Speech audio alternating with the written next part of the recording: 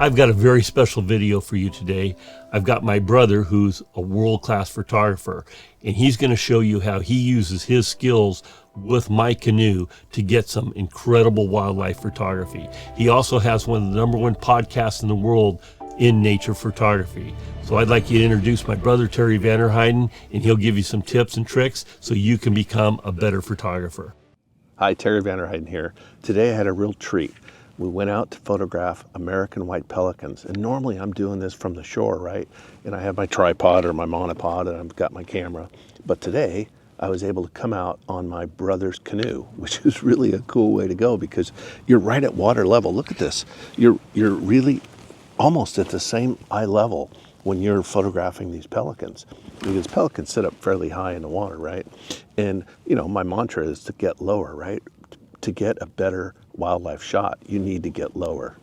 So when photographing out of a canoe, you're almost at water level, which for me is awesome because I can get low and I can get that angle that I'm looking for. And it really makes the wildlife image look that much better. So if you want to find out more about what I do, I have a YouTube channel and you can find it at TV510, just like I have on the hat here.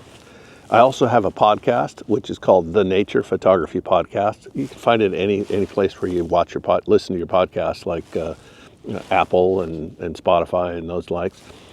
And that's called The Nature Photography Podcast. And we just talk about nature photography. And I sometimes have experts on, and I also just talk about the things that really enthuse me, which is going out and photographing in nature.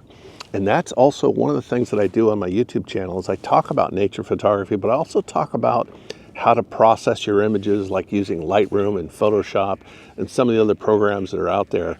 I have a lot of content and I'm getting more and more every week. I try to add a new video every week for my video at TV510 on YouTube.